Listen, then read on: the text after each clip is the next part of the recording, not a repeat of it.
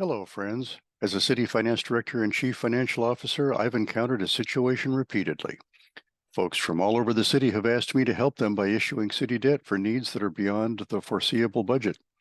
If you work for a city that doesn't have enough money to fix every problem, this video is for you, because the real solution to your problem involves something you may not have thought of. My first principle is this: debt is not a funding source. Think in terms of your personal finances.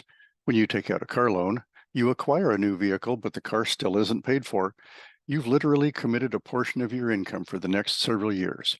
In essence, it's your paycheck that truly purchases the car. And you might have 72 painful little payments instead of one big one, but don't let the decreased pain fool you. You've added the additional burden of interest and financing costs. To take this analogy to an extreme, just think, you've made the wound worse, and then you'll be pulling the Band-Aid off very slowly. In city finance, I want to make a case for good and bad debt. At home, if you use a credit card for groceries, it's a serious problem. Your expenses exceed your income. Introducing debt in this scenario only compounds the problem by adding interest and financing costs to your groceries, and this is a financial death spiral. The same is true for city budgets. Using debt for routine monthly operating expenses, even payroll, is a massive red flag. This is unacceptable bad debt. We simply must prioritize and eliminate expenses to live within our means. Short-term borrowing is bad. So what constitutes good debt for a city? A mortgage for your house is a pretty good example, but with a difference. It's important to remember that people retire, need a paid-off home, but cities are perpetual. Dave Ramsey wisely teaches that all debt is bad debt, and even mortgage debt needs to have a plan to extinguish. Cities, though, have a responsibility to spread the cost of public assets over time so that each generation pays for the portion that they get the benefit of. Long-term debt spreads out the cost of a facility over years of use with no time horizon, and those who benefit every year pay for their share. Bottom line is this: the principle for cities does mirror personal budgeting. Use mortgage-type debt, but completely avoid credit card-like debt, recognizing that cities have an infinite time horizon. Still, there's a couple of pitfalls to avoid. Don't let debt tempt you into overbuying. Debt will help you buy things you just shouldn't. Only invest in assets that you need, not want, and can realistically replace, repair, and maintain. Don't forget about increased insurance and maintenance costs. For every asset added to your city, you must be able to justify the importance, usefulness, utility, and level of expense to taxpayers. If you find yourself deferring maintenance elsewhere or neglecting repairs due to new debt service, it's a sign that you can't really afford those new assets.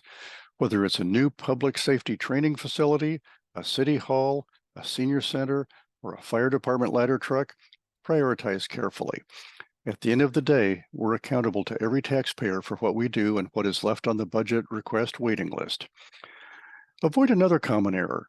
Debt ties you down perhaps for 2 or 3 decades. Imagine a city that committed permanent budget park project spending.